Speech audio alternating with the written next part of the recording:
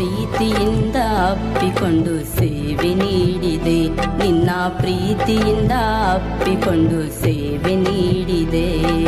ತಳ್ಳಲ್ಪಾಟ ನನ್ನ ಜೀವಿತ, ಪ್ರೀತಿಯಿಂದ ಅಪ್ಪಿಕೊಂಡು ಸೇವೆ ನೀಡಿದೆ, ನಿನ್ನ ಪ್ರೀತಿಯಿಂದ ಅಪ್ಪಿಕೊಂಡು ಸೇವೆ ನೀಡಿದೆ.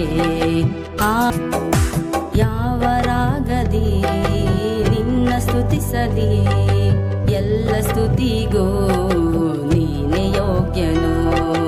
ಯಾವ ರಾಗದಿ ನಿನ್ನ ಸ್ತುತಿಸಲಿ, ಎಲ್ಲ ಸ್ತುತಿಗೂ ನೀನೆ ಯೋಗ್ಯನು. ಅಂತರಾಳದಿ ನಿನ್ನ ಸ್ತುತಿಸುತ್ತಾ ನನ್ನನ್ನೇ ಅರ್ಪಿಸಿ ಆರಾಧಿಸುವೆನು. ಅಂತರಾಳದಿ ನಿನ್ನ ಸ್ತುತಿಸುತ್ತಾ ನನ್ನನ್ನೇ ಅರ್ಪಿಸಿ ಆರಾಧಿಸುವೆನು. ಆರಾಧನೆ ಸ್ತುತಿ ಸ್ತೋತ್ರವು ನಿತ್ಯನಾದ ತಂದೆಯೇ ಆರಾಧನೆ.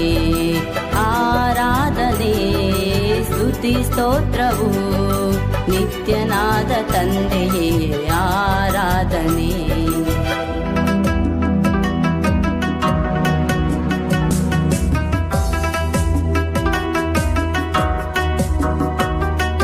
ಬರಿದಾದ ನನ್ನ ಜೀವಿತ ಹುಡುಕಿ ಬಂದು ಪೂರ್ಣ ಮಾಡಿದೆ ಅಪ್ಪ, ಹುಡುಕಿ ಬಂದು ಪೂರ್ಣ ಮಾಡಿದೆ. ಬರಿದಾದ ನನ್ನ ಜೀವಿತ ಹುಡುಕಿ ಬಂದು ಪೂರ್ಣ ಮಾಡಿದೆ ಅಪ್ಪ, ಹುಡುಕಿ ಬಂದು ಪೂರ್ಣ ಮಾಡಿದೆ.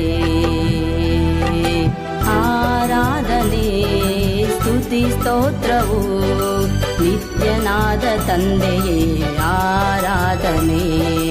ಆರಾಧನೆ ಸ್ತುತಿ ಸ್ತೋತ್ರವು ನಿತ್ಯನಾದ ತಂದೆಯೇ ಆರಾಧನೆ.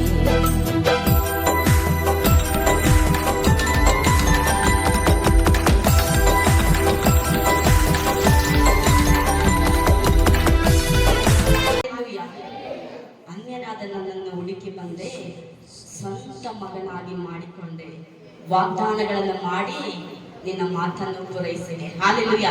ಅಬ್ರಹಾಮನು ಅನ್ಯ ಮತಸ್ಥನಾಗಿದ್ದರೂ ಸಹ ದೇವರ ಅಬ್ರಹಾಮನನ್ನು ಆರಿಸಿಕೊಂಡು ಏನ್ ಮಾಡ್ತು, ವಾಗ್ದಾನ ಪ್ರದೇಶದಲ್ಲಿ ತಿಳಿಸಿ ವಾಗ್ದಾನದ ಪುತ್ರನನ್ನು ಕೊಟ್ಟು ಅಬ್ರಹಾಮನನ್ನ ಏನ್ ಮಾಡಿದ್ರು, ಆಶೀರ್ವಾದ ಮಾಡಿದ್ರು. ಅದೇ ರೀತಿ ನಾನು ನೀನು ಸಹ ಅನ್ಯ ಮತಸ್ಥರಾಗಿದ್ದರೂ ಸಹ ದೇವರು ನಮ್ಮನ್ನ ಆತನ ಮಕ್ಕಳಾಗಿ ಆರಿಸಿಕೊಂಡಿದ್ದ, ಆತನ ಸೇವೆಗಾಗಿ ಆರಿಸಿಕೊಂಡು ನಮ್ಮನ್ನ ವಾಗ್ದಾನಗಳನ್ನು ನೆರವೇರಿಸುವುದಕ್ಕೆ ಆತನ ಶಕ್ತನಾಗಿದ್ದಾನೆ. ಹಾಲೆಲೂಯಾ. ಒಂದು ವೇಳೆ ನನ್ನ ಜೀವನದಲ್ಲಿ ವಾಗ್ದಾನ ಕೊಡಲ್ಪಟ್ಟಿರುವುದು, ಅದೇ ದಿನ ತುಂಬ್ತಾ ಇದೆ, ತಿಂಗಳು ತುಂಬ್ತಾ ಇದೆ, ವಾರಗಳು ತುಂಬ್ತಾ ಇದೆ, ದಿನಗಳು ತುಂಬ್ತಾ ಇದೆ, ನಿಮಿಷಗಳು ತುಂಬ್ತಾ ಇದೆ, ಗಂಟೆಗಳು ತುಂಬ್ತಾ ಇದೆ, ಅದು ವಾಗ್ದಾನ ನೆರವೇರ್ತಾ ಇದೆ ಅಂದ್ರೆ ಒಂದು ವೇಳೆ ಚಿಂತೆಯಲ್ಲಿದ್ರೆ, ಒಂದು ವೇಳೆ ಅದರ ಬಗ್ಗೆ ಯೋಚನೆ ಮಾಡ್ತಾ ದೇವರು ವಾಗ್ದಾನ ಮಾಡಿದ್ರಲ್ಲ ಆದ್ರೆ ನೆರವೇರಿಸಬೇಕು ಒಂದು ವೇಳೆ ಚಿಂತೆಯಲ್ಲಿದ್ರೆ, ಕರ್ತನ ಖಂಡಿತವಾಗ್ಲೂ ಕೊಡಲ್ಪಟ್ಟಂತ ಒಂದೊಂದು ವಾಕ್ಯವನ್ನು ನೆರವೇರಿಸಲಿಕ್ಕೆ ಆತನ ಶಕ್ತನಾಗಿದ್ದಾನೆ. ಹಾಲೆಲೂಯಾ. ಅಬ್ರಹಾಮನಿಗೆ ಸಾರಳಿಗೆ ದೇವರು ವಾಗ್ದಾನ ಮಾಡಿದ್ರು, ವಾಗ್ದಾನ ಮಾಡಿದ ತಕ್ಷಣ ವಾಗ್ದಾನ ನೆರವೇರಿಸಿದ್ರ ಇಲ್ಲ, ಆತ ನೆರವೇರಿಸಲಿಕ್ಕೆ ತುಂಬಾ ವರ್ಷಗಳೇ ಹಿಡಿಯಲ್ಪಡ್ತು. ಅದೇ ರೀತಿ ದೇವರು ನಿಮ್ಮ ಜೀವಮಾನದಲ್ಲಿ ಸಹ ವಾಗ್ದಾನ ಮಾಡಿದ್ಮೇಲೆ ವಾಗ್ದಾನವನ್ನ ನೆರವೇರಿಸಲಿಕ್ಕೆ ಆತನ ಶಕ್ತನಾಗಿದ್ದಾನೆ. ಬಹಳ ಪ್ರಾಮುಖ್ಯ. ಕರ್ತನು ನಮ್ಮನ್ನ ಕಟ್ಟಬೇಕು, ದೇವರು ನಮ್ಮ ಮಧ್ಯದಲ್ಲಿ ಚಲಿಸಬೇಕು. ಈ ಸಂದರ್ಭದಲ್ಲಿ ಎಲ್ಲರೂ ಕರಗಳ ಮೇಲೆ ಕಣ್ಣುಗಳು ಮುಚ್ಚಿ ಈ ಹಾಡನ್ನ ಹಾಡುವಾಗ ಪವಿತ್ರಾತ್ಮನೇ ನಮ್ಮ ಸಭೆ ಮೂಲಕ ಒಂದು ಜೀವನವನ್ನು ಕೊಡು, ದೇಶಕ್ಕೊಂದು ಜೀವನವನ್ನು ಕೊಡು ದೇವರೇ. ನಾವು ನಿನ್ನ ನಾಮವನ್ನು ಪ್ರಖ್ಯಾತಿಪಡಿಸಬೇಕು. ಒಣಗಿದಂತ ಎಲುಬುಗಳು ಜೀವವುಳ್ಳದ್ದಾಗಿ ಮಾಡಿಕೊಳ್ಳಬೇಕು, ಒಣಗಿದ ಎಲುಬುಗಳು ಜೀವವುಳ್ಳದ್ದಾಗಿ ಎದ್ದೋಡಬೇಕು, ದೊಡ್ಡ ಸೈನ್ಯವಾಗಿ ಎದ್ದೋಡಬೇಕು. ಈ ಪಟ್ಟಣದಲ್ಲಿ ದೇವರು ದೊಡ್ಡ ಕಾರ್ಯವನ್ನ ಮಾಡಿದ್ದಾರೆ. ಈ ಪಟ್ಟಣದಲ್ಲಿ ಕರ್ತನಿಗಾಗಿ ಇನ್ನೂ ಬಹಳ ಮಂದಿ ಇದ್ದಾರೆ. ಕರ್ತನು ಈ ಪಟ್ಟಣವನ್ನ ರಕ್ಷಿಸದಿದ್ದರೆ, ದೇವರು ಈ ಪಟ್ಟಣವನ್ನ ತನ್ನ ಸಾನ್ನಿಧ್ಯದ ಕಡೆಗೆ ನಡೆಸದೆ ಹೋದರೆ, ದೇವರು ಈ ಪಟ್ಟಣದಲ್ಲಿ ಒಂದು ದೊಡ್ಡ ಮೆಗಾ ಚರ್ಚ್ ಅನ್ನು ದೇವರು ತರಲಿಕ್ಕಿದ್ದಾರೆ. ಕರ್ತನು ಒಂದು God will bring the mega church in this city. We are going to sit and praise in mega church. That's God's plan and God's will. this city it will belongs to our Christ. ಕ್ರಿಸ್ತನ ಮಹಿಮೆಯಿಂದ ಈ ಪಟ್ಟಣ ತುಂಬಲಿಕ್ಕಿದೆ. ಈ ಪಟ್ಟಣದಲ್ಲಿ ದೊಡ್ಡ ಸಂಗತಿಗಳು ನಡೀಬೇಕಾಗಿದೆ. ಇನ್ನು ಮಹಾ ಭಯಂಕರ ಕೃತ್ಯಗಳು ನಡೀಬೇಕಾಗಿದೆ. ದೇವರು ಈ ಪಟ್ಟಣವನ್ನು ನಡಗಿಸಬೇಕಾಗಿದೆ. ಆದುದರಿಂದ ಒಂದು ಜೀವನದ ಮಳೆ ನನಗೆ ಬೇಕು ಯೇಸು. ಒಂದು ಜೀವನದ ಮಳೆ ನನಗೆ ಬೇಕಪ್ಪ ಎಂಬುದಾಗಿ ದೇವರ ಸಂತಾನ ಕಣ್ಣುಗಳ ಮುಚ್ಚಿ ಕರಗಳ ಮೇಲೆ ಹಾಡುವ ಎಲ್ಲರ ಕರಗಳ ಮೇಲೆ ಪವಿತ್ರ ಅಪ್ಪನೇ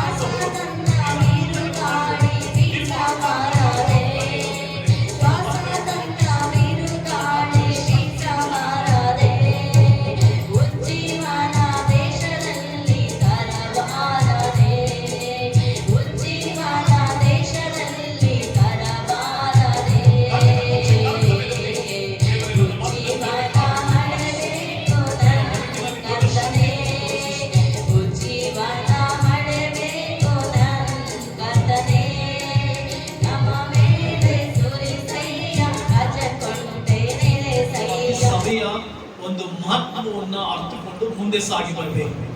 ಸರ್, ದೇವರ ನಾಮಕ್ಕೆ ಸ್ತೋತ್ರ. ನಾವಿದನ್ನ ಮಾತನಾಡುವಂತ ದೈವಿಕ ಸಂದೇಶ ಫೇಮೇನ್ ಬಟ್ ಫಿಯರ್ ನಾಟ್. ಕ್ಷಾಮ ಇದೆ ಆದ್ರೆ ಭಯ ಪಡಬೇಡ. ಹಲ್ಲೆಲೂಯಾ. ಕ್ಷಾಮ ಅಂತಂದ್ರೆ ಸಂತೋಷ ಹೊಂದಬೇಕು ಬಟ್ ಸಂತೋಷ ಇಲ್ಲ. ಆನಂದ ಇರಬೇಕು ಆದ್ರೆ ಆನಂದ ಇಂಗಿ ಹೋಗಿದೆ. ಅಭಿವೃದ್ಧಿ ಇರಬೇಕು ಆದ್ರೆ ಕೊರತೆಯಲ್ಲೇ ನಿಂತ್ಕೊಂಡಿದ್ದೇವೆ. ಸಮೃದ್ಧಿಕರವಾದ ಜೀವಿತ ಇರಬೇಕು ಆದ್ರೆ ಅಸಮೃದ್ಧಿ ಕಾಣ್ತಾ ಇಲ್ಲ. ಕೆಲಸದಲ್ಲಿ ಉನ್ನತವಾದ ಮಾರ್ಗ ಕಾಣಬೇಕು ಆದರೆ ಉನ್ನತವಾದ ಸ್ಥಿತಿಗೆ ಬರ್ಲಿಕ್ಕೆ ಆಗ್ತಾ ಇಲ್ಲ. ಪ್ರಮೋಷನ್ಗೋಸ್ಕರ ಕಾಯ್ತಾ ಇದ್ದೇವೆ ಬಟ್ ಪ್ರಮೋಷನ್ ಅಲ್ಲಿ ಏನೋ ತೊಂದರೆ. ನಮ್ಮ ಜೀವಿತದಲ್ಲಿ ಈ ರೀತಿಯಾಗಿ ಅನೇಕ ಸಂಗತಿಗಳನ್ನ ಪಡ್ಕೊಳ್ಬೇಕೆಂಬುದಾಗಿರ್ತೇವೆ ಬಟ್ ಪಡ್ಕೊಳ್ಳುವುದಕ್ಕೆ ಆಗದೆ ನಾವು ಕ್ಷಾಮದಲ್ಲಿ ಜೀವಿಸ್ತಾ ಇರ್ತೇವೆ. ಸತ್ಯವೇದದ ಅನೇಕ ಮಾರ್ಗಗಳಲ್ಲಿ, ಸತ್ಯವೇದದ ಅನೇಕ ಕಾರ್ಯಗಳಲ್ಲಿ ದೇವ ಮಕ್ಕಳು ಕ್ಷಾಮದಲ್ಲಿ ಆಗುವುದು. ಪ್ರಿಯ ದೇವರ ಮಕ್ಕಳೇ, ಇದಕ್ಕೆ ಆಧಾರವಾಗಿ ತೆಗೆದುಕೊಂಡಿರುವಂತಹ ವೇದ ಭಾಗ ಯೋಬನು ಬರೆದ ಪತ್ರಿಕೆ 5ನೇ ಅಧ್ಯಾಯ 22ನೇ ವಚನ. ಯೋಬ 5ನೇ ಅಧ್ಯಾಯ 22ನೇ ವಚನ. ಸಿಕ್ಕಿರುವಂತವರು ಗಟ್ಟಿಯಾಗಿ ಓದಬೇಕಾಗಿ ಕೇಳ್ಕೊಳ್ತೇನೆ. ಯೋಬನು ಬರೆದ ಪತ್ರಿಕೆ 5ನೇ ಅಧ್ಯಾಯ 22ನೇ ವಚನ. ನೀನು ನಾಶನಕ್ಕೂ ಕ್ಷಾಮಕ್ಕೂ ನಗುವಿ, ಕಾಡು ಮೃಗಗಳಿಗೆ ಅಂಚದಿರುವಿ. ಸೃಷ್ಟಿಕರ್ತನು, ಅದ್ಭುತ ಸ್ವರೂಪನು, ನನ್ನ ಜೀವ ಸ್ವರೂಪನಾದ ದೇವರು, ನನ್ನ ನಿತ್ಯನಾದ ತಂದೆ ನಿನ್ನೊಟ್ಟಿಗೆ ಮಾತನಾಡ್ತಾ ಇದ್ದಾನೆ.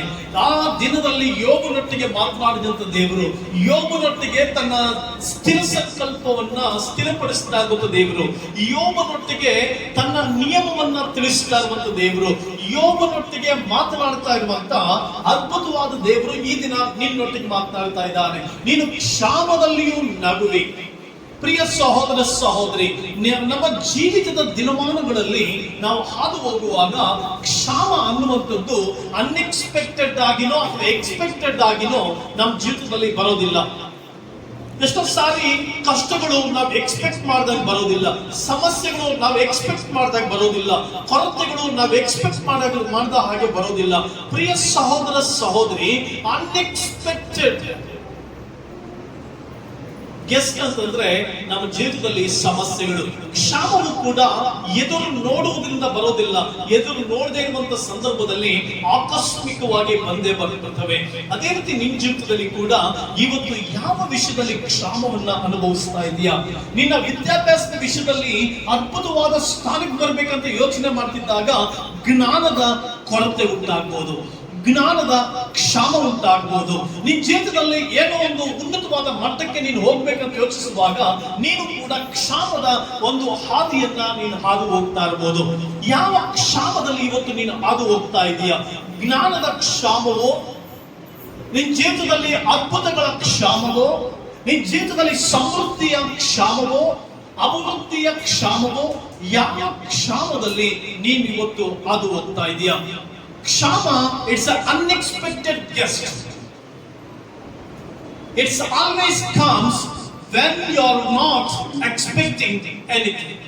ನೀನು ಏನನ್ನೋ ಅಪೇಕ್ಷೆ ಪಡೆದೇ ಇರುವಾಗ ಅನಿರೀಕ್ಷಿತವಾಗಿ ಬರುವಂತ ಒಬ್ಬ ಅದ್ಭುತವಾದಂತ ಒಬ್ಬ ಗೆಸ್ಟ್, ಅದ್ಭುತವಾದ ಗೆಸ್ಟ್.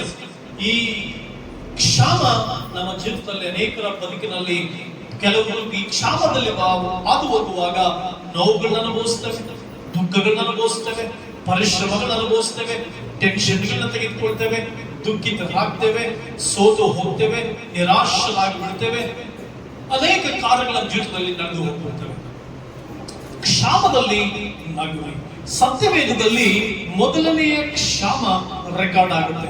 ಅನೇಕ ಕ್ಷಾಮಗಳು ಬಂದಿದೆ. ಕ್ಷಾಮ ಅಂತಂದ್ರೆ ನಾವು ಎದುರು ನೋಡ್ತಾ ಇರುವಂತದ್ದು ಸಿಗೋದಿಲ್ಲ.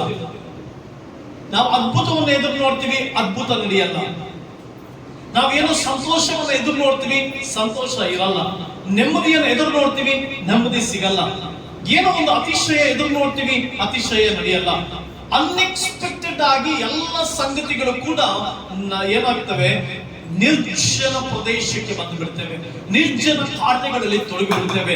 ನಿರ್ಜನವಾದಂತ ಒಂದು ಅನುಭವ, ಏನು ನಡೀದೇ ಇರುವಂತ ಸೋಲಿನ ಒಂದು ಸಂದಿಗ್ಧ ಪರಿಸ್ಥಿತಿ, ದುಃಖಕರವಾದಂತ ವೇದನೆಗಳ ಅನುಭವದಲ್ಲಿ ನಾವು ಅನೇಕ ಸಾರಿ ಹಾದು ಹೋಗ್ತೇವೆ.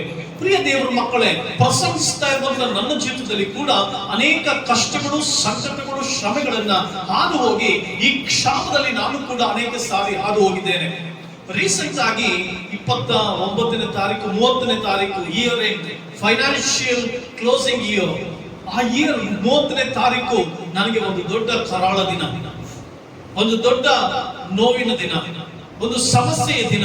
ಏನಂತಂದ್ರೆ year ending close, financial year close ಆಗ್ತಾ ಇದೆ. ನನ್ನ ಅಕೌಂಟ್ಸ್ಗಳು ಸುಮಾರು 1 ವರ್ಷದಿಂದ ಬಹಳಷ್ಟು ಕಷ್ಟವನ್ನ ನಾನು ಅನುಭವಿಸ್ತಾ ಇದ್ದೆ, ಬಹಳ ಸಮಸ್ಯೆಗಳನ್ನ ಅನುಭವಿಸ್ತಾ ಇದ್ದೆ, ಸಂದಿಗ್ಧ ಪರಿಸ್ಥಿತಿಗಳ ಹಾದು ಹೋಗ್ಬೇಕಾಯ್ತು.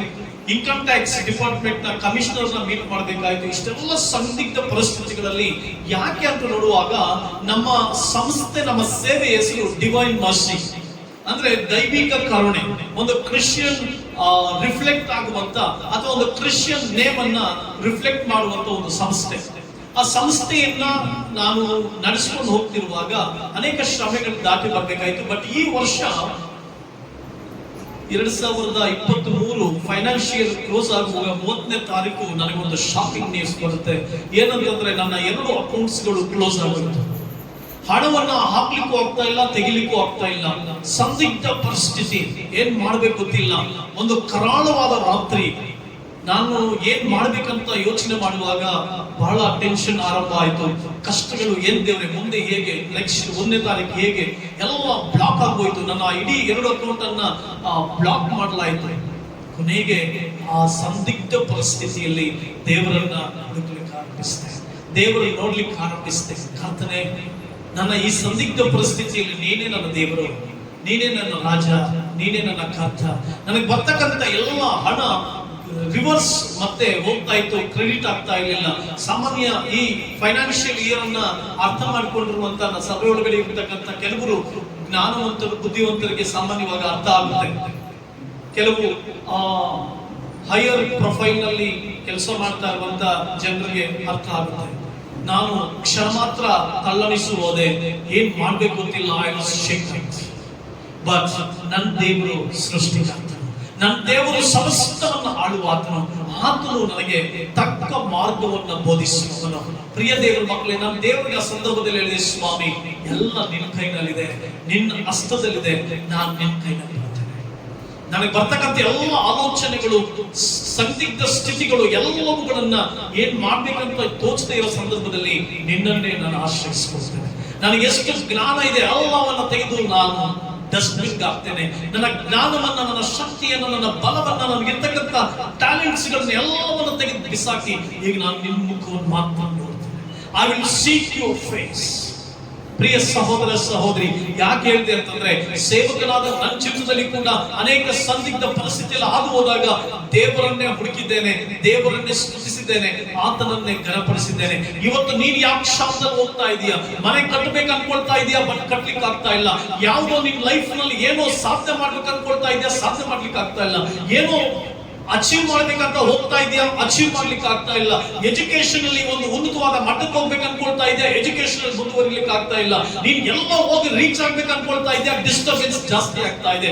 You are plan to reach, you are plan to achieve something, but something distracting your life and your faith. ನಿನ್ನ ಜೀವಿತವನ್ನ, ನಿನ್ನ ನಂಬಿಕೆಯನ್ನ ಕದಲಿಸುವಂತ ಕಾರ್ಯಗಳು ನಡೀತಾ ಇರ್ಬೋದು. ಭಯಪಡಬೇಡ. ದೇವರು ಅಂತ ಹೇಳ್ತಾ ಇದ್ದಾರೆ, ಕ್ಷಾಮದಲ್ಲಿಯೂ ನಿನ್ನ ಅಗದಿ. ಹಲ್ಲೆಲೂಯಾ. ಕ್ಷಾಮ ಬಂದಿರಬಹುದು, ಮನೆ ಅಕ್ಕಪಕ್ಕದವರು ಸಮಸ್ಯೆ ಮಾಡ್ತಾ ಇರಬಹುದು, ತೊಂದರೆಗಳು ನಡೆಸ್ತಾ ಇರಬಹುದು, ಪ್ರಾಬ್ಲಮ್ಸ್ ಮಾಡ್ತಾ ಇರಬಹುದು, ನಿನ್ನ ದಾರಿನಲ್ಲಿ ಅಡ್ಡಗೋಡೆಯ ಪಾದದಲ್ಲಿ ನಿಂತಿರಬಹುದು, ಯಾವುದೋ ಸಮಸ್ಯೆ ನಿನ್ನನ್ನು ಕಾಡ್ತಾ ಇರಬಹುದು.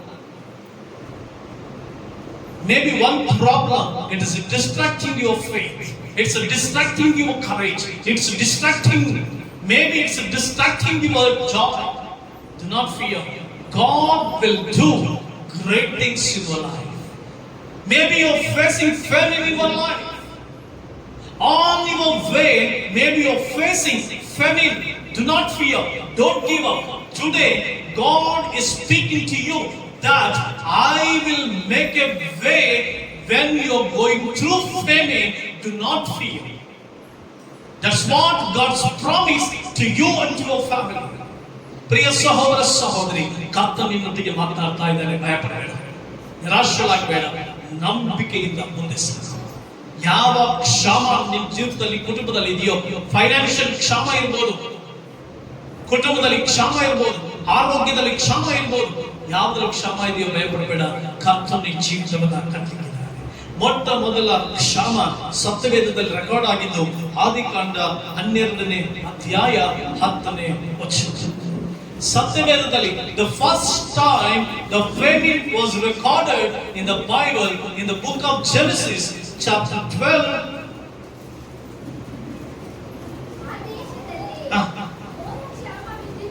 ಆ ದೇಶದಲ್ಲಿ, ಹಲ್ಲೆಲೂಯಾ, ಆ ದೇಶದಲ್ಲಿ ಬಹಳ ಪ್ರಾಮುಖ್ಯ. ಪ್ರಿಯ ದೇವರ ಮಕ್ಕಳೇ, ಯೇಸು ಕ್ರಿಸ್ತನು ತನ್ನ ಸತ್ಯವೇದದಲ್ಲಿ ಬರೆದಿಟ್ಟಿರುವಂತ ಪ್ರತಿಯೊಂದು ಮಾತು ಸತ್ಯಕರವಾದದ್ದು. ಆ ದೇಶದಲ್ಲಿ, ಪ್ರಿಯ ದೇವರ ಮಕ್ಕಳೇ, ಇಲ್ಲಿ ಯಾರ ಬಗ್ಗೆ ಬರೀತಾ ಇದೆ ಅಂತಂದ್ರೆ ಅಬ್ರಹಾಮನ ಬಗ್ಗೆ ಬರೀತಾ ಇದೆ. ಅಬ್ರಹಾಮನು ತನ್ನ ಪಾಡಿಗೆ ತಾನು ಎಲ್ಲೋ ಇದ್ದ, ತನ್ನ ಪಾಡಿಗೆ ಅವನು ಏನೋ ಕೆಲಸ ಮಾಡ್ಕೊಂಡಿದ್ದ, ದೇವರಿಂದ ದೂರ ಇದ್ದ. ಅವನು ಏನೋ ಕೆಲಸ ಮಾಡ್ಕೊಂಡಿದ್ದ, ಒಬ್ಬ ವಿಗ್ರಹಾರಾಧಕನಾಗಿದ್ದ, ದೇವರ ಮಹಿಮೆಯಿಂದ ದೂರ ಇದ್ದ. ಆದ್ರೆ ದೇವರು ತಿಳಿದೇ ಇರುವಾಗ ದೇವರು ಪ್ರತ್ಯಕ್ಷನಾಗ್ತಾರೆ. ದೇವರು ಪ್ರತ್ಯಕ್ಷನಾಗಿ ಹೇಳ್ತಾರೆ, God appeared to Abraham and he said to Abraham, I'm calling you, come out from your household and your country, and I will show you the country, and you follow me. That's what the command came from the Almighty. ದೇವರು ಸೃಷ್ಟಿಕರ್ತನಾಗಿರುವಂತ ಆ ಯಜಮಾನನಿಂದ ಒಂದು ನಾಯಕತ್ವದ ಕರೆಯುವಿಕೆಯು ಅಬ್ರಹಾಮನಿಗೆ ಸಿಗ್ತದೆ. ಅಬ್ರಹಾಮನು ತನ್ನ ಪಾಡಿಗಿದ್ದಂತ ಅಬ್ರಹಾಮನನ್ನ ದೇವರು ಅವನಿಗೆ ದರ್ಶನ ಕೊಟ್ಟು ಕರೀತಾರೆ. ಅಬ್ರಹಾಮ, ನಾನು ನಿಮ್ಮನ್ನು ಕರಿತಾ ಇದ್ದೀನಿ, ನೀನ್ ದೇಶವನ್ನು ಬಿಟ್ಟು ಬಾ, ನಾನು ತೋರಿಸುವಂತ ದೇಶಕ್ಕೆ ಹೋಗುವಂತ. ಅದರ ಅರ್ಥ, ಅಬ್ರಹಾಮ, ನೀನಿರುವಂತ ದೇಶ ಅದು ಉತ್ತಮವಾದದ್ದಲ್ಲ. ನೀನಿರುವಂತ ದೇಶ ಅದು ದೇವ ಸಾನ್ನಿಧ್ಯ ಇಲ್ಲದೆ ಇರುವಂತ ದೇಶ. ನೀನ್ ವಾಸಿಸ್ತಾ ಇರುವಂತ ದೇಶ ದೇವರ ಪ್ರಸನ್ನತೆ ಇಲ್ಲದೆ ಇರುವಂತ ದೇಶ. ನೀನು ವಾಸಿಸ್ತಾ ಇರುವಂತ ದೇಶ ದೈವಿಕ ಪ್ರಸನ್ನತೆ ಇಲ್ಲ, ದೇವರ ಮಹಿಮೆ ಇಲ್ಲ. ಅದು ಶಾಪಗ್ರಸ್ತವಾದ ದೇಶ. ಅದು ಪರಲೋಕದ ನಿತ್ಯತ್ವದ ದೇವರಿಂದ ದೂರ ಇರುವಂತ ದೇಶ. ಈಗ ನಾನು ದೇಶ ತೋರಿಸ್ತೇನೆ, ಆ ದೇಶಕ್ಕೆ ಹೋಗು, ಕಾನಾನ್ ದೇಶಕ್ಕೆ ಹೋಗುವಂತರು. ದೇಶ ಬಹಳ ಪ್ರಾಮುಖ್ಯ. ಪ್ರಿಯ ದೇವರ ಮಕ್ಕಳೇ, ನಿನ್ನ ಜೀವಿತದಲ್ಲಿ ಕೂಡ ದೇಶ ಏನ್ ತೋರಿಸುತ್ತೆ ಅಂದ್ರೆ ಒಂದು ವೇಳೆ ನಿನ್ನ ವಾಗ್ದಾನ. ದೇಶ ಏನ್ ತೋರಿಸುತ್ತೆ ಅಂದ್ರೆ ಒಂದು ವೇಳೆ ನಿನ್ನ ಕುಟುಂಬ. ದೇಶ ಏನ್ ತೋರಿಸುತ್ತೆ ಅಂದ್ರೆ ದೇವರಿಗೆ ಕೊಟ್ಟಿರುವಂತ ಪ್ರಾಪರ್ಟಿ, ದೇವರಿಗೆ ಕೊಟ್ಟಿರುವಂತ ಮಕ್ಕಳು, ದೇವರಿಗೆ ಕೊಟ್ಟಿರುವಂತ ಎಜುಕೇಶನ್, ದೇವರಿಗೆ ಕೊಟ್ಟಿರುವಂತ ಕೆಲಸ, ದೇವರಿಗೆ ಕೊಟ್ಟಿರುವಂತ ಬಿಸಿನೆಸ್, ದೇವರಿಗೆ ಕೊಟ್ಟಿರುವಂತ ಸಮಸ್ತ ದೇಶವನ್ನ ಸೂಚಿಸುತ್ತದೆ. ಹಲ್ಲೆಲೂಯಾ. ಆ ದೇಶ ಒಂದು ವೇಳೆ ನಿನ್ನನ್ನು ಅನೇಕ ಕಾರ್ಯಗಳಿಂದ ದೇವರು ಬಿಡಿಸಿ ತನ್ನ ಅಭಿವ್ಯಕ್ತಿಯ ಒಂದು ಕ್ರಿಯೆಗೆ, ತನ್ನ ಅತಿಶಯದ ಕಾರ್ಯಕ್ಕೆ, ತನ್ನ ಮಹಿಮೆಗೆ ಸೆಳೆದುಕೊಳ್ಳುವುದಕ್ಕಾಗಿ ನಿನಗೆ ಆ ಪರಲೋಕ ದೇಶವನ್ನ ತೋರಿಸಿದ್ದಾನೆ, ಆ ಪರಲೋಕ ರಾಜ್ಯವನ್ನು ತೋರಿಸಿದ್ದಾನೆ, ಆ ಪರಲೋಕದ ಮಹಿಮೆಯ ದೇಶವನ್ನು ತೋರಿಸಿದ್ದಾನೆ. ಅಬ್ರಾಹ್ಮನಿಗೆ ಕಾನಾನ್ ದೇಶವನ್ನ ತೋರಿಸಿದ್ರು. ಆ ದೇಶವನ್ನ ತೋರಿಸಿದ ಮೇಲೆ ಅವನು ಪ್ರಯಾಣವನ್ನ ಬೆಳೆಸ್ತಾನೆ. ಒಂದು ಪ್ರದೇಶಕ್ಕೆ ಬಂದಾಗ ಕ್ಷಾಮ ಆರಂಭಿಸುತ್ತದೆ. ಕ್ಷಾಮ ಆರಂಭಿಸಿದಾಗ ಅಬ್ರಹಾಮನು ಐಗುಪ್ತ ದೇಶಕ್ಕೆ ಹೋಗ್ತಾನೆ. ಐಗುಪ್ತ ದೇಶದಲ್ಲಿ ಹೋದಾಗ ಅವನು ಅಲ್ಲಿ ಸ್ವಲ್ಪ ಕಾಲವಿದ್ದು ಅನೇಕ ಸಂಗತಿಗಳು ನಡೆದು ಹೋಗಿರುತ್ತವೆ. ಪ್ರಿಯ ಸಹೋದರ ಸಹೋದರಿ, ನೀನು ಕೂಡ ಅಬ್ರಹಾಮನ ಸಂತತಿಯವನೇ, ನೀನು ಕೂಡ ಅಬ್ರಹಾಮನ ವಂಶದವನೇ. ಅಬ್ರಹಾಮನ ಕಾಲದಲ್ಲಿ ಕ್ಷಾಮ ಉಂಟಾಯಿತು. ಆ ಕ್ಷಾಮದಲ್ಲಿ ಅವನು ದೇವರನ್ನ ಹುಡುಕುತ್ತಾ ನಡೆದ. ಅನೇಕ ಸಂಗತಿಗಳು ನಡೆದು ಹೋಯಿತು, ಅನೇಕ ಫ್ಯಾಮಿಲಿ ಪ್ರಾಬ್ಲಮ್ಸ್ ನಡೆದೇ ಹೋಯಿತು, ಅನೇಕ ತೊಂದರೆಗಳು ಬಂದೇ ಬಿಡಿತು, ಅನೇಕ ಮಿಸ್ಅಂಡರ್ಸ್ಟ್ಯಾಂಡಿಂಗ್ಗಳು ಬಂದೇ ಬಿಡಿತು. ಅನೇಕ ಭಯಪಟ್ಟವನಾಗಿ ಆ ಕ್ಷಾಮದಿಂದ ಐಗುಪ್ತ ದೇಶಕ್ಕೆ ಹೋಗಿ ತನ್ನ ಸ್ವಂತ ಹೆಂಡತಿಯನ್ನ ತಂಗಿ ಆಗ್ಬೇಕೆಂಬುದಾಗಿ ಹೇಳಿಬಿಟ್ಟ. ಐಗುಪ್ತ ದೇಶದಲ್ಲಿ ಅನೇಕ ಸಂಗತಿಗಳು ನಡೆದು ಹೋಯಿತು, ಫ್ಯಾಮಿಲಿ ಪ್ರಾಬ್ಲಮ್ಸ್ ನಡೆದು ಹೋಯಿತು, ಅನೇಕ ಕ್ರಿಯೆಗಳು ಅಲ್ಲಿ ನಡೆದು ಹೋಯಿತು. ಅಬ್ರಹಾಮನಿಗೆ ಅನುಭವವಾಯಿತು, ನಾನು ದೇವರ ಸಾನ್ನಿಧ್ಯಕ್ಕೆ ಮತ್ತೆ ವಾಪಸ್ ಹೋಗ್ತೀನಿ. ನಾನು ಕ್ಷಾಮ ಅಂತ ಹೇಳಿ ಐಗುಪ್ತ ದೇಶಕ್ಕೆ ಬರಬಾರದಾಗಿತ್ತು, ನಾನು ದೇವರ ಸನ್ನಿಧಾನದಲ್ಲಿ ಇರಬೇಕಾಗಿತ್ತು ಅಂತ ಯೋಚಿಸಿ ದೇವರ ಸಾನ್ನಿಧ್ಯಕ್ಕೆ ಹೊರಟ. ಪ್ರಿಯ ದೇವರ ಮಕ್ಕಳೇ, ನಿಮ್ ಜೀವಿತದಲ್ಲಿ ಸಮಸ್ಯೆಗಳು ಬಂದಿರಬಹುದು, ಕಷ್ಟಗಳು, ಅವಮಾನಗಳು, ನಿಂದೆಗಳು, financial problem, education problem, friends ಇಂದ problem, whatever it may be, don't walk from the presence of the Lord. ದೇವರ ಮಹಿಮೆಯಿಂದ ದೂರ ದಾಟಿ ಹೋಗಬೇಡ, ದೇವರ ಸಾನ್ನಿಧ್ಯದಿಂದ ದೂರ ದಾಟಿ ಹೋಗಬೇಡ, ದೇವರ ಅಭಿಷೇಕದಿಂದ ದೂರ ದಾಟಿ ಹೋಗಬೇಡ, ದೇವರ ಕ್ರಿಯೆಗಳಿಂದ ದೂರ ಹೋಗಬೇಡ. ಕ್ಷಾಮ ಬಂದಿರಬಹುದು. Don't walk from the Lord, but walk from the world to the world. ನೀನು ಲೋಕದಲ್ಲಿರುವಂತ ಪ್ರಾಪಂಚಿಕತನದಿಂದ ಯೇಸುವಿನ ಕಡೆಗೆ ಸಾಗು. ಯೇಸುವಿನಿಂದ ತಿರುಗಿ ಪ್ರಾಪಂಚಿಕತನಕ್ಕೆ ಓಡಿ ಹೋಗಬೇಡ. ಕ್ಷಾಮ ಬಂದಿದೆ, ಸಮಸ್ಯೆಗಳು ಬಂದಿದೆ, ಪ್ರಾಬ್ಲಮ್ಸ್ಗಳು ಬಂದಿದೆ. ನನ್ನ ಜೀವಿತದಲ್ಲಿ ಅಸಂದಿಗ್ಧ ಪರಿಸ್ಥಿತಿ ಬಂದಾಗ, ನನ್ನ ಫೈನಾನ್ಷಿಯಲ್ ಸ್ಟ್ರಕ್ಚರ್ ಪ್ರಾಬ್ಲಮ್ಸ್ ಬಂದಾಗ ಸೈತಾನ ಒಂದು ಕಡೆ ಹೇಳಿದ, ನೋಡು, ನೀನು ಎಷ್ಟು ಯಥಾರ್ಥವಾಗಿ ಸೇವೆ ಮಾಡಿದ್ರು ಕೂಡ ನಿನ್ನ ಜೀವಿತದಲ್ಲಿ ಪ್ರಾಬ್ಲಮ್ಸ್ ಮೇಲೆ ಪ್ರಾಬ್ಲಮ್ ಅನುಭವಿಸ್ತಾ ಇದೆಯಾ, ನಿನಗೆ ಸೇವೆ ಬೇಕಾ? ನಾನು ಸುತ್ತ ಹಿಂಗೆ ತಿರುಗಿ ಕಲ್ವಾರಿ ಶಿಲುಬೆ ನೋಡಿ ಸೈತಾನನಿಗೆ ಹೇಳಿದೆ, ಸೈತಾನನೇ, ನನ್ನ ದೇವರು ಸತ್ಯವಂತನಾದ ದೇವರು, ನನ್ನ ದೇವರು ಪರಿಪೂರ್ಣನಾದ ದೇವರು, ನನ್ನನ್ನು ಸೇವೆಗೆ ಕರೆದಾತನು, ನಿತ್ಯ ಜೀವನಕ್ಕೆ ಕರೆದಾತನು, ನಂಬಿಗಸ್ತನಾದ ದೇವರು, ನನ್ನ ದೇವರು ನನ್ನೊಂದಿಗಿರುವುದು ನಿಶ್ಚಯ. ಮೈ ಗಾಡ್ ಈಸ್ ವಿತ್ ಮೀ. ನನ್ನ ದೇವರು ನನ್ನೊಂದಿಗಿದ್ದಾರೆ. ನಿನ್ನ ಜೀವಿತದಲ್ಲಿ ಕೂಡ ಅಬ್ರಹಾಮನಾಗಿ ಕ್ಷಾಮ ಬಂದಾಗ ದೇವರ ಸನ್ನಿಧಾನದಿಂದ ದೂರ ಓಡಿ ಹೋಗಬೇಡ, ಪ್ರಾರ್ಥನೆಯಿಂದ ದೂರ ಓಡಿ ಹೋಗಬೇಡ, ಆರಾಧನೆಯಿಂದ ದೂರ ಓಡಿ ಹೋಗಬೇಡ, ಕ್ರಿಸ್ತನ ಪ್ರೀತಿಸುವುದರಿಂದ ದೂರ ಹೋಗಬೇಡ.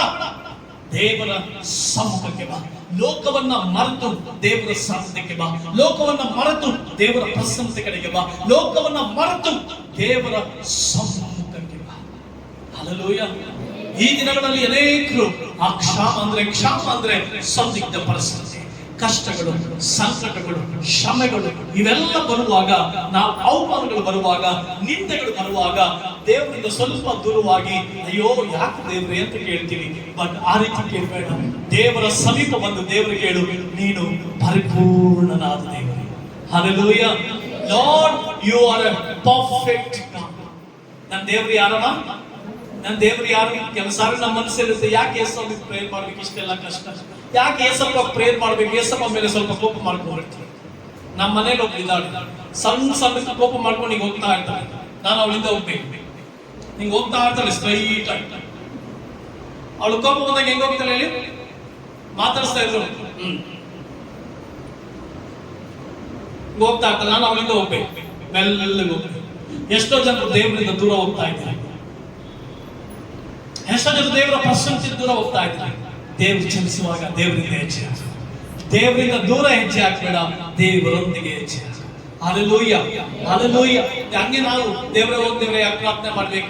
ದೇವರ ಹತ್ರ ಮಾತನಾಡ್ತಾ ಇರ್ತೀವಿ, ಎಷ್ಟು ಪ್ರಾರ್ಥನೆ ಮಾಡಿದ್ರು ಅಷ್ಟೇ, ನನಗೆ ಇನ್ನೂ ನೀವು ಕೊಟ್ಟಿಲ್ಲ. ಪ್ರಾರ್ಥನೆ ಮಾಡ್ತಾ ಇದ್ದೀನಿ, ಪ್ರಾರ್ಥನೆ ಕೇಳಿಲ್ಲ. ಪ್ರಾರ್ಥನೆ ಮಾಡ್ತಾ ಇದ್ದೀನಿ, ನನಗೆ ಇದು ಕೊಟ್ಟಿಲ್ಲ. ಪ್ರಾರ್ಥನೆ ಮಾಡ್ತಾ ಇದ್ದೀನಿ, ನನಗೆ ಮನೆ ಕೊಟ್ಟಿಲ್ಲ. ಪ್ರಾರ್ಥನೆ ಮಾಡ್ತಾ ಇದ್ದೀನಿ, ನನಗೆ ಇನ್ನೂ ದೊಡ್ಡ ಮನೆ ಸಿಗ್ಲಿಲ್ಲ. ಪ್ರಾರ್ಥನೆ ಮಾಡ್ತಾ ಇದ್ದೀನಿ, ಏನು ಸಿಗ್ಲಿಲ್ಲ ಸ್ವಾಮಿ ಅಂತ ದೇವರಿಂದ ದೂರ ಓಡ್ತೀವಿ. No, don't run from the Lord, but run behind God. ದೇವರಿಂದ ದೂರ ಬರಬೇಡ, ದೇವರ ಹಿಂದೆ. Hallelujah. Run behind God, but don't run from the Lord. Because if you run from the Lord, Satan will come and tell you, oh my daughter. ದೇವರಿಂದ ದೂರ ಹೋದ್ರೆ ಸೈತಾನ ಬಂದು ಹೇಳ್ತಾನೆ, ನನ್ನ ಮಗಳೇ ಅಂತ ಹೇಳ್ತಾನೆ. Hallelujah. But ದೇವರ ಹಿಂದೆ ಇದ್ರೆ ದೇವರಿಗೆ ಹೇಳ್ತಾರೆ, ಮಗಳೇ ನಾನು ಕ್ಷಾಮದಲ್ಲಿದೆಯಾ, ಯಾವ ಪ್ರಾಬ್ಲಮ್ಸ್ ಅಲ್ಲಿ ಇದೆಯಾ, ಅದು ಎಂಥದ್ದೇ ಇರಲಿ ಅಮ್ಮ, ಈ ಸೃಷ್ಟಿಕರ್ತ ಕ್ಷಾಮ ಇರ್ಬೋದು. ದೇವರಿಗೆ ವಾಗ್ದಾನ ಮಾಡಿರ್ಬೋದು, ನಾನು ಇಂಥ ಕಾರ್ಯ ಮಾಡ್ತೀನಿ ಅಂತ. ದೇವರು ದರ್ಶನ ಕೊಟ್ಟಿರ್ಬೋದು, ನಾನು ಇಂಥ ಕಾರ್ಯ ಮಾಡ್ತೀನಿ ಅಂತ. ದೇವರು ಅನೇಕ ಸಂಗತಿಗಳು ನಿನ್ ಜೊತೆ ಮಾತಾಡಿರ್ಬೋದು, ನಾನು ಇದೆಲ್ಲ ಮಾಡ್ತೀನಿ ಅಂತ ಹೇಳಿರ್ಬೋದು. ಬಟ್ ಕ್ಷಾಮ ನೋವಿಸ್ತಾ ಇರ್ಬೋದು. Maybe you experience, maybe you are under ಕ್ಷಾಮದಿಂದಲ್ಲಿರ್ಬೋದು. ಭಯ ಪಡಬೇಡ, ಐಗುಪ್ತ ದೇಶಕ್ಕೆ ಹೋಗ್ಬೇಡ, ದೇವರು ಇದೆ ಇರು, ದೇವರನ್ನ ಸ್ತುತಿಸು, ದೇವರು ಅದ್ಭುತ ಮಾಡ್ತಾನೆ. ಮೊದಲನೇದಾಗಿ ಅಬ್ರಹಾಮನ ಕ್ಷಾಮ ಏನ್ ತೋರಿಸ್ತದೆ ಅಂತಂದ್ರೆ, go forward. Famine of the Abraham time line, it shows don't keep quiet but go forward. ಸುಮ್ಮನೆ ಕೂತ್ಕೊಂಬೇಡ, ಮುಂದೆ ಹೋಗು ಅಂತ ತೋರಿಸ್ತಾರೆ. ನೀನ್ ಮುಂದೆ ಹೊರಡಬೇಕು, ದೇವರ ಹಿಂದೆ ಹೊರಡು. ದೇವರ ಮುಂದೆ ಹೋಗುವಾಗ ದೇವರ ಹಿಂದೆ ಜೊತೆಗಾರನಾಗಿ ಹೋಗು. ದೇವರು ನಿನ್ನ ವಿಶ್ರಾಂತಿಕರವಾದ ನೆಲೆಗೆ ನಡೆಸ್ತಾನೆ, ಅದ್ಭುತವಾದ ಆಶೀರ್ವಾದದ ಕಡೆಗೆ ನಡೆಸ್ತಾನೆ, ಉನ್ನತವಾದ ಕಾರ್ಯದ ಕಡೆಗೆ ನಡೆಸ್ತಾನೆ. ಮೊದಲನೇ ಕ್ಷಾಮ ಏನ್ ತೋರಿಸ್ತದೆ ಅಂದ್ರೆ, go forward. Go forward with god. ದೇವರ ಜೊತೆ ಮುಂದೆ ಸಾಗು ಎಂಬುದಾಗಿ ತೋರಿಸ್ತದೆ. ಎರಡನೇದಾಗಿ ಈಸಾಕನ ಕಾಲದಲ್ಲಿ ಒಂದು ಕ್ಷಾಮ. ಈಸಾಕನ ಕಾಲದಲ್ಲಿ ಕ್ಷಾಮ. ಆದಿಕಾಂಡ 26ನೇ ಅಧ್ಯಾಯ 1ನೇ ವಚನ. ಆದಿಕಾಂಡ 26ನೇ ಅಧ್ಯಾಯ 1ನೇ ವಚನದಲ್ಲಿ ಎತ್ತಿ ಬಂದಿದೆ, ಅಬ್ರಹಾಮನ ಕಾಲದಲ್ಲಿ ಮೊದಲನೆಯ ಬರವಲ್ಲದೆ ಇನ್ನೂ ಒಂದು. ಹಲ್ಲೆಲೂಯಾ. ಈಸಾಕ ಪಾಪ ಹುಟ್ಟಿದ್ದ ಕ್ಷಾಮ, ಏನೆಲ್ಲ ಸಮಸ್ಯೆಗಳು. ಈಸಾಕ ದೊಡ್ಡವನಾದ, ಈಗ ಈಸಾಕನ ಜೀವನದಲ್ಲಿ ಕೂಡ ಕ್ಷಾಮ. ಧ್ಯಾನ ಪುರುಷನಾಗಿದ್ದಂತ ಈಸಾಕ, ದೇವರೊಂದಿಗೆ ನಿಕಟವಾದ ಸಂಬಂಧ ಇಟ್ಕೊಂಡಿದ್ದಂತ ಈಸಾಕನ ಒಂದು ಕ್ಷಾಮ. ಆ ಕ್ಷಾಮ ಬಂದಾಗ ಫಿಲಿಷ್ಟಿಯರ ದೇಶಕ್ಕೆ ಹೋಗ್ತಾನೆ. ಇವನು ಅಲ್ಲಿ ಸಮಸ್ಯೆ ಅನುಭವಿಸ್ತಾನೆ. ಹೆಂಡತಿಯನ್ನ ತಂಗಿ ಅಂತ ಹೇಳ್ತಾನೆ. ಅಲ್ಲಿ ಅನೇಕ ಕಾರ್ಯಗಳು ನಡೆದು ಹೋಯಿತು. ಪ್ರಿಯ ಸಹೋದರ ಸಹೋದರಿ, ನೀನು ಕೂಡ ಪ್ರಾರ್ಥನೆ ಮಾಡಿದಷ್ಟು ಅಕ್ಕಪಕ್ಕ ಜನರ ಸಮಸ್ಯೆ ಜಾಸ್ತಿ ಆಗ್ತಾ ಇದೆಯಾ? ಪ್ರಾರ್ಥನೆ ಮಾಡಿದಷ್ಟು ಪ್ರಾಬ್ಲಮ್ಸ್ ಜಾಸ್ತಿ ಆಗ್ತಾ ಇದೆಯಾ? ಪ್ರಾರ್ಥನೆ ಮಾಡಿದಷ್ಟು ನೋವುಗಳು ಜಾಸ್ತಿ ಆಗ್ತಾ ಇದೆಯಾ? ಪ್ರಾರ್ಥನೆ ಮಾಡಿದಷ್ಟು ಅನಾರೋಗ್ಯ ಜಾಸ್ತಿ ಆಗ್ತಾ ಇದೆಯಾ? ಪ್ರಾರ್ಥನೆ ಮಾಡಿದಷ್ಟು ಚಿಂತೆಗಳು ಜಾಸ್ತಿ ಆಗ್ತಾ ಇದೆಯಾ? ಪ್ರಾರ್ಥನೆ ಮಾಡಿದಷ್ಟು ಅನಾರೋಗ್ಯ ಜಾಸ್ತಿ ಆಗ್ತಾ ಇದೆಯಾ? Maybe you praying. The son of Abraham, Isaac prayed. He was the man of meditator. He was the man of meditator. He was meditating God. but even though he experienced famine, ಆತನು ದೇವ ಸನ್ನಿಧಾನದಲ್ಲಿ ಧ್ಯಾನ ಪರವಶನಾಗಿದ್ದರೂ ಕೂಡ ಕ್ಷಾಮವನ್ನ experience ಮಾಡ್ದ. But ದೇವರು ಅವನನ್ನ ಅಭಿವೃದ್ಧಿಪಡಿಸಿದ. ದೇವರು ಅವನನ್ನ ಅಭಿವೃದ್ಧಿಪಡಿಸಿದ. Hallelujah. Go forward. ಮುಂದೆ ಹೊರಡು, ನೀನು ಅಭಿವೃದ್ಧಿ ಆಗ್ತೀಯ, ನಿನ್ನ ಆರೋಗ್ಯವನ್ನು ಹೊಂದ್ತೀಯ, ನಿನ್ನ ಅತಿಶಯವನ್ನ ಕಾಣ್ತೀಯ, ಉನ್ನತವಾದ ಕಾರ್ಯಗಳನ್ನ ಕಾಣ್ತೀಯ. ಹಲ್ಲೆಲೂಯಾ. ಇಸಾಕನನ್ನ ಅಭಿವೃದ್ಧಿಪಡಿಸಿದ.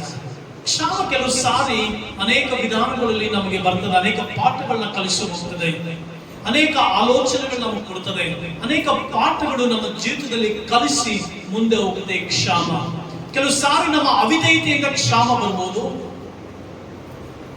ನಮ್ಮ ಪಾಪಗಳಿಂದ ಕೆಲವು ಸಾರಿ ಕ್ಷಾಮ ಬರ್ಬೋದು, ನಮ್ಮ ತಪ್ಪಾದ ಆಲೋಚನೆಗಳಿಂದ ಕೆಲವು ಸಾರಿ ಕ್ಷಾಮ ಬರ್ಬೋದು.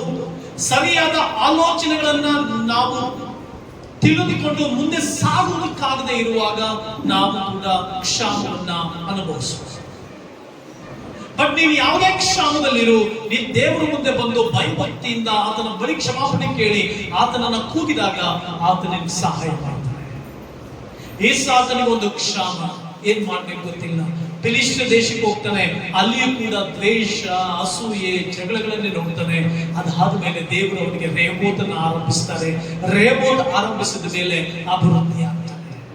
ನಿನ್ನ ಜೀವಿತದಲ್ಲಿ ಯಾವ ಕ್ಷಾಮ ಭಯಪಡಬೇಡ, ಸೋತು ಹಿಂತಿರುಗಿ ಹೋಗಬೇಡ. ಬದಲಾಗಿ ದೇವರ ಜೊತೆ ಹೊರಡು. ದೇವರು ನಿನ್ನನ್ನು ಅಭಿವೃದ್ಧಿ ಪಡಿಸ್ತಾನೆ. ದೇವರು ನಿನ್ನನ್ನು ಉನ್ನತ ಸ್ಥಾನಕ್ಕೆ ನಡೆಸ್ತಾನೆ. The third famine is in the time of Joseph. ಯೋಸೇಫನ ಕಾಲದಲ್ಲಿ ಕ್ಷಾಮ. Severe famine, but Savior is there. ಬಹು ಘನಘೋರವಾದಂತ ಕಠೋರವಾದಂತ ಕ್ಷಾಮ, ಬಟ್ ದೇವರು ರಕ್ಷಿಸಿದ. ಯೋಸೇಫನನ್ನ ಎಬ್ಬಿಸಿ ಜನರನ್ನ ರಕ್ಷಿಸಿದ. ನಿನ್ನ ಜೀವಿತದಲ್ಲಿ ಕೂಡ ಯಾವ ಕ್ಷಾಮ ಯೋಸೇಫನ ಕಾಲದ ಕ್ಷಾಮದ ಹಾಗೆ ಇದೆಯಾ? ಎಲ್ಲ ವಿರುದ್ಧವಾಗಿ ನಡೀತಾ ಇದೆಯಾ? ಯೋಸೇಫನಿಗೆ ಎಲ್ಲ ವಿರುದ್ಧವಾಗಿ ನಡೀತು. ಅಣ್ಣ ತಮ್ಮಂದ್ರ ಬಳಿ ಹೋದ, ಅವರು ವಿರುದ್ಧವಾಗಿ ನಡೆದರು. ಪೋಟಿಫರನ ಮನೆಗೆ ಹೋದ, ಅಲ್ಲಿ ವಿರುದ್ಧವಾಗಿ ನಡೆದ, ಅಲ್ಲಿ ವಿರುದ್ಧವಾದ ಕಾರ್ಯಗಳು ನಡೀತು. ಸೆರೆಮನೆಗೆ ಹೋಗ್ತಾನೆ, ಅಲ್ಲಿ ವಿರುದ್ಧವಾದ ಕಾರ್ಯಗಳು ನಡೀತು. ಬಟ್ ಸೋತು ಹೋಗದ ಯೋಸೇಫ, ನಿರಾಶನಾಗದ ಯೋಸೇಫ ದೇವರನ್ನು ನೋಡಿದ, ದೇವರ ಮುಖವನ್ನು ನೋಡಿದ. ದೇವರು ಅವನನ್ನ ಉನ್ನತ ಸ್ಥಾನಕ್ಕೇರಿಸಿ ಅವನ ಮೂಲಕವಾಗಿ ಕ್ಷಾಮದಲ್ಲಿದ್ದ ಜನರನ್ನ ಬದುಕುವಂತೆ ಮಾಡಿದ, ರಕ್ಷಿಸಿದ. ನಿನ್ನ ಜೀವಿತದಲ್ಲಿ ಕೂಡ ಭಯ ಪಡಬೇಡ, ನಿನ್ನ ಬದುಕಿನಲ್ಲಿ ಕೂಡ ಭಯ ಪಡಬೇಡ. ಅದು ಎಂಥದ್ದೇ ಸಮಸ್ಯೆ ಇರಲಿ, ದೇವರು ಆ ಕ್ಷಾಮದಿಂದ ಬಿಡಿಸಿ ರಕ್ಷಿಸುವುದಕ್ಕೆ ನಿನಗೊಬ್ಬರನ್ನ ನೇಮಿಸ್ತಾನೆ. ನಿನಗೆ ಒಬ್ಬರನ್ನ ನೇಮಿಸ್ತಾನೆ. ನಿನ್ನ ಅದ್ಭುತಕ್ಕಾಗಿ ಒಬ್ಬರು ನೇಮಿಸ್ತಾನೆ, ನಿನ್ನ ಅತಿಶಯಕ್ಕಾಗಿ ಒಬ್ಬರು ನೇಮಿಸ್ತಾನೆ, ನಿನ್ನ ಕಾರ್ಯಗಳಿಗಾಗಿ ಒಬ್ಬರು ನೇಮಿಸ್ತಾನೆ. Hallelujah, hallelujah. ಕ್ಷಾಮದಲ್ಲಿಯೂ ನಗುವೆ. ಕ್ಷಾಮದಲ್ಲಿ ಸಹೋದರಿ, ಯಾವ ಕ್ಷಾಮದಲ್ಲಿ ನಡೀತಾ ಇದೆ ಸಹೋದರಿ, ಭಯಪಡಬೇಡ. ದೇವರು ತಾನೇ ನಿನ್ನ ನಡೆಸ್ತಾನೆ. ಯೋಸೇಫನನ್ನ ನಡೆಸಿದ ದೇವರು ನಿನ್ನನ್ನು ನಡೆಸ್ತಾನೆ. ಆಮೆನ್. ಯೋಸೇಫನನ್ನ ರಕ್ಷಿಸಿದ the Savior in the famine. ಕ್ಷಾಮದಲ್ಲಿ ಒಬ್ಬ ರಕ್ಷಕ, ನಿನ್ನ ಆರೋಗ್ಯದಲ್ಲಿ ಒಬ್ಬ ರಕ್ಷಕ, ನಿನ್ನ ಅಭಿವೃದ್ಧಿಯಲ್ಲಿ ಒಬ್ಬ ರಕ್ಷಕ ನಿನ್ನ ಜೀವಿತದಲ್ಲಿದ್ದಾನೆ. ಆ ರಕ್ಷಕರು ಯಾರು ಅಲ್ಲ, ಸೃಷ್ಟಿಕರ್ತನಾದ ದೇವರು, ಜೀವಸ್ವರೂಪನಾದ ದೇವರು. ಯೋಸೇಫನ ಕಾಲದಲ್ಲಿ ಬಂದ ಕ್ಷಾಮದಲ್ಲಿ ಯೋಸೇಫನನ್ನು ಇಡೀ ಪ್ರಪಂಚದನ್ನ ಸಂರಕ್ಷಿಸಿ ಕಾಪಾಡಿದ ಅದೇ ದೇವರು ನಿನ್ನನ್ನು ಕೂಡ ಸಂರಕ್ಷಿಸಿ ಕಾಪಾಡ್ತಾನೆ. He is going to save you.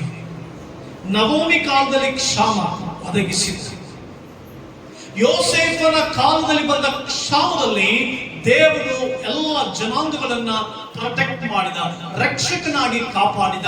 ನಿನ್ನ ಜೀವಿತದಲ್ಲಿ ಕೂಡ ಕಾಪಾಡುವಂತ ದೇವರು, ರಕ್ಷಿಸುವಂತ ದೇವರು. ನವೋಮಿ ಕಾಲದಲ್ಲಿ ಕ್ಷಾಮ ಒದಗಿಸಿದ. ನವೋಮಿ ರಮಣೀಯವಾದವಳು, ಸುಂದರವಾದವಳು, ಅದ್ಭುತವಾದವಳು. ತನ್ನ ಗಂಡನಾದ ಎಲಿಮಲಕನ ಜೊತೆ ಮೋವಾಬ್ ದೇಶಕ್ಕೆ ಹೋಗ್ತಾಳೆ. ಮಾಲೋನ್ ಚಾಲೋನ್ ಅನ್ನುವಂತ ಮಕ್ಕಳನ್ನ ಕಳ್ಕೊಳ್ತಾಳೆ. ಕೊನೆಗೆ ತಿರುಗಿ ಬೆತ್ಲೆಹೇಮಿಗೆ ಬರ್ತಾಳೆ. ದೇವರು ಅವಳನ್ನ ಪರಾಮರಿಸಿದ, ದೇವರು ಅವಳನ್ನ ಪರಾಂಬರಿಸಿ ಒದಗಿಸಿದ. ನಿನ್ನ ಕ್ಷಾಮದಲ್ಲಿ ಎಂತ ಕ್ಷಾಮದಲ್ಲಿ ನೀನು ಹೋಗ್ತಾರೋ, ನಾಲ್ಕನೇದಾಗಿ ದೇವರು ನಿನ್ನನ್ನ ಪರಾಂಬರಿಸಿ ಒದಗಿಸಿದ. ಆದರೂ ಪರಾಂಬರಿಸಿ ಒದಗಿಸ್ತಾನಂದ್ರೆ ಆರೋಗ್ಯವನ್ನ ಒದಗಿಸ್ತಾನೆ. You will get good health. The God who is provide, he will provide and he will show his mercy on you. ನಿನ್ನನ್ನು ಪರಾಂಬರಿಸಿ ನಿನ್ನ ಮೇಲೆ ಹಸ್ತವನ್ನಿಟ್ಟು ನಿನ್ನನ್ನು ಕಾಪಾಡ್ತಾನೆ. ನಿನಗೆ ಆರೋಗ್ಯವನ್ನ ಕೊಡ್ತಾನೆ, ನಿನಗೆ ಶಕ್ತಿಯನ್ನ ಕೊಡ್ತಾನೆ, ನಿನಗೆ ಬಲವನ್ನ ಕೊಡ್ತಾನೆ, ದುಡಿಯುವುದಕ್ಕೆ ಶಕ್ತಿಯನ್ನ ಕೊಡ್ತಾನೆ. ಸಮಸ್ತವನ್ನ ಒದಗಿಸುವಾತನು ನಿನಗೆ ಒದಗಿಸುತ್ತಾನೆ. He is the provider. Jehovah Jireh, Yehovah Ireh, ಒದಗಿಸುವಾತ. ನಿನಗೆ ಒದಗಿಸುವಾತನು ನಿನಗೆ ಒದಗಿಸಿಕೊಡ್ತಾನೆ. ಜ್ಞಾನವನ್ನು ಒದಗಿಸಿಕೊಡ್ತಾನೆ, ಆರೋಗ್ಯವನ್ನ ಒದಗಿಸಿಕೊಡ್ತಾನೆ, ಸಂತೋಷವನ್ನ ಒದಗಿಸಿಕೊಡ್ತಾನೆ, ನೆಮ್ಮದಿಯನ್ನ ಒದಗಿಸಿಕೊಡ್ತಾನೆ, ಅದ್ಭುತ ಅತಿಶಯಗಳನ್ನ ಒದಗಿಸಿದ ನಂತರ he will provide. ಪ್ರಿಯ ಸಹೋದರ ಸಹೋದರಿ, ನವೋಮಿ ದುಃಖ ಪೀಡಿತಳು, ನವೋಮಿ ಕಳ್ಕೊಂಡ್ಬಿಟ್ಟಳು, ನವೋಮಿ ನೊಂದು ಹೋಗಿದ್ಲು, ನವೋಮಿ ನನ್ನ ಕೈನಲ್ಲಿ ಆಗಲ್ಲ ಅಂದ್ಲು, ನವೋಮಿ ನಾನು ಮುದುಕಿ ಆಗೋದೆ ಅಂದ್ಲು, ನವೋಮಿ ನನ್ನ ಜೀವನದಲ್ಲಿ ಏನ್ ನಡೆಯಲ್ಲ ಅನ್ಕೊಂಡ್ಲು, ನವೋಮಿ ಇನ್ನಷ್ಟೇ ನಾನು ಬದುಕು ಅನ್ಕೊಂಡ್ಲು, ನವೋಮಿ ಇನ್ನೇನ್ ನನ್ನ ಜೀವನ ಶೂನ್ಯ ಆಗೋಯ್ತು ಅನ್ಕೊಂಡ್ಲು, ನವೋಮಿ ಇನ್ನೇನ್ ನನ್ನ ಜೀವನ ಇನ್ನ ಯಾರ ಜ್ಞಾಪಕಕ್ಕೆ ಬರಲ್ಲ ಅನ್ಕೊಂಡ್ಲು. ಬಟ್ ಅವಳ ವಂಶದಲ್ಲಿಯೇ ಒಬ್ಬ ದೊಡ್ಡ ರಾಜ ಎದ್ದೊಳ್ತಾನೆ, ಅವನೇ ದಾವೀದ. ಅದು ಮಾತ್ರವಲ್ಲ, ಅದೇ ದಾವೀದನ ವಂಶದಲ್ಲಿ ಮಹಾರಾಜನು ಹುಟ್ಟುತ್ತಾನೆ, ಆತನೇ ರಕ್ಷಕನಾದ ಯೇಸು ಕ್ರಿಸ್ತನು. ಆ ಮಹಾ ಸಂಸ್ಥಾನದಲ್ಲಿ, ಆ ಒಂದು ವಂಶದಲ್ಲಿ ಒಬ್ಬ ರಾಜನು, ಒಬ್ಬ ದೇವರು, ಒಬ್ಬ ಸೃಷ್ಟಿಕರ್ತ, ಮರಣವನ್ನ ಗೆದ್ದುವವನೇ ಹುಟ್ಟಿ ಬರ್ತಾನೆ. ಅಂತ ಅದ್ಭುತವಾದ ಕಾರ್ಯ ನವೋಮಿಯ ವಂಶದಲ್ಲಿ. ನಿನ್ನ ಜೀವಿತದಲ್ಲಿ ಕೂಡ ಭಯ ಪಡಬೇಡ, ಯೋಚಿಸಬೇಡ. ದೇವರು ಪ್ರಾರಂಭ ನಡೆಸ್ತಾರೆ, ದೇವರು ಅತಿಶಯ ನಡೆಸ್ತಾರೆ, ದೇವರು ಉನ್ನತವಾದ ಕಾರ್ಯ ಮಾಡ್ತಾರೆ. ಐದನೇದಾಗಿ ಎಲೀಷನ ಕಾಲದಲ್ಲಿ ಉಂಟಾದ ಕ್ಷಾಮ. ಶೂನ್ಯಮ ಸ್ತ್ರೀ ಹೇಳ್ತಾರೆ, ಶೂನ್ಯಮ ಸ್ತ್ರೀ, ನೀನು ನನಗೆ ಉಪಕಾರ ಮಾಡಿದೀಯಾ, ನನಗೆ ಮನೆ ಕಟ್ಟಿಕೊಟ್ಟೆ, ಊಟ ಕೊಟ್ಟೆ, ಎಲ್ಲ ಕೊಟ್ಟಿದೀಯಾ, ಈಗ ನಿನಗೆ ಮಗುನ ಪರಲೋಕದ ದೇವರು ಒದಗಿಸಿದ್ದಾನೆ, ಈಗ 7 ವರ್ಷ ಕ್ಷಾಮ ಬರುತ್ತೆ, ನೀನ್ ಬೇರೆ ಎಲ್ಲಾದ್ರೂ ಹೋಗಿ ಬದುಕು ಅಂತ ಹೇಳುವಾಗ ಆ ಸ್ತ್ರೀ 7 ವರ್ಷಗಳ ಕಾಲ ಹೊರಗಡೆ ಇರ್ತಾಳೆ. ಎಲೀಷನ ಕಾಲದಲ್ಲಿ ಕ್ಷಾಮ, ದೇವರು ಪರಲೋಕದ ದ್ವಾರಗಳು ತೆರೆದು ಆಶೀರ್ವದಿಸ್ತಾರೆ, ಅದ್ಭುತವಾಗಿ ನಡೆಸ್ತಾರೆ. ಇಸ್ರಾಯೇಲ್ಯರನ್ನ ಅಪಾಯ ಕಾಲದಲ್ಲಿ ಕಾಪಾಡಿದಂತ ಮಹೋನ್ನತವಾದ ದೇವರು. ಇಸ್ರಾಯೇಲ್ ಊಟಕ್ಕಾಗಿ ಆಹಾಕಾರ, ಊಟಕ್ಕಾಗಿ ಗೋಳಾಟ, ಊಟಕ್ಕಾಗಿ ನೋವು, ಊಟಕ್ಕಾಗಿ ಪರಚಾಟ, ಊಟಕ್ಕಾಗಿ ಅರಚಾಟ, ಊಟಕ್ಕಾಗಿ ಪರದಾಟ. ಇಂಥ ಸಂದರ್ಭದಲ್ಲಿ ದೇವರು ಪರಲೋಕದಿಂದ ತನ್ನ ದ್ವಾರಗಳು ತೆರೆದು ಅನೇಕ ಆಶೀರ್ವಾದಗಳನ್ನು ಅನುಗ್ರಹಿಸಿ ಇಸ್ರಾಯೇಲ್ಯರನ್ನ ನಾಶನದಿಂದ ಕಾಪಾಡಿದ. ನಿನ್ನ ಜೀವಿತವನ್ನು ಕೂಡ ಆತನು ಕ್ಷಾಮದಲ್ಲಿ ಕಾಪಾಡುವವನು, ಕಾಪಾಡಿ ನಡೆಸುವವನು, ಕಾಪಾಡಿ ನಿನ್ನ ಜೋಪಾನ ಮಾಡ್ತಾನಂತ. ಕಾಪಾಡುವುದು ಮಾತ್ರ ಅಲ್ಲ, ನಿನ್ನ ಜೀವಿತವನ್ನ ಬಹು ಜೋಪಾನವಾಗಿ ನಡೆಸ್ತಾನೆ. ಪಕ್ಕದಲ್ಲಿರೋರಿಗೆ ಹೇಳ್ರಿ, ಮಾ ಹೇಳ್ರಿ, ಪಕ್ಕದಲ್ಲಿರೋರಿಗೆ, ಹಲೋ ಅಮ್ಮ, ನಿನ್ ದೇವರು ನಿನ್ನನ್ನ ಜೋಪಾನ ಮಾಡಿ ಕಾಪಾಡ್ತಾನೆ. ಹಲ್ಲೆಲೂಯಾ. ಪ್ರಿಯ ದೇವರ ಮಕ್ಕಳೇ, ಎಲೀಷನ ಕಾಲದಲ್ಲಿ ಬಂದ ಕ್ಷಾಮದಲ್ಲಿ ದೇವರು ಇಸ್ರಾಯೇಲರನ್ನ ಕಾಪಾಡಿದ. ನಿನ್ನನ್ನು ಕೂಡ ಕಾಪಾಡಲಿಕ್ಕೆ ಶಕ್ತಿ, ನಿನ್ನ ಜೀವಿತವನ್ನ ಕಾಪಾಡಲಿಕ್ಕೆ ಶಕ್ತಿ, ನಿನ್ನ ಮಕ್ಕಳನ್ನ ಕಾಪಾಡಲಿಕ್ಕೆ ಶಕ್ತಿ, ನಿನ್ನ ಕೆಲಸ ಕಾರ್ಯಗಳಲ್ಲಿ ನಿನ್ನ ಕಾಪಾಡಲಿಕ್ಕೆ ಶಕ್ತಿ. ಹಲ್ಲೆಲೂಯಾ. ಅದನ್ನು ಕಾಪಾಡಿ ನಡೆಸುತ್ತಾನೆ. ನಾನು ಕೊನೆಯದಾಗಿ ಒಂದು ವಚನವನ್ನ ಹೇಳಿ ಮುಗಿಸ್ತೇನೆ. ಯೆಶಾಯ ಬರೆದ ಪ್ರವಾದ ಗ್ರಂಥ 58ನೇ ಅಧ್ಯಾಯ 11ನೇ ವಚನ. ಯೆಶಾಯ 58:11ನೇ ವಚನ. ನಮ್ಮ ಸತ್ಯವೇದಗಳನ್ನ ಯೆಶಾಯ ಬರೆದ ಪ್ರವಾದನ ಗ್ರಂಥ 58ನೇ ಅಧ್ಯಾಯ 1ನೇ ವಚನಕ್ಕೆ ತಿರುಗಿಸೋಣ.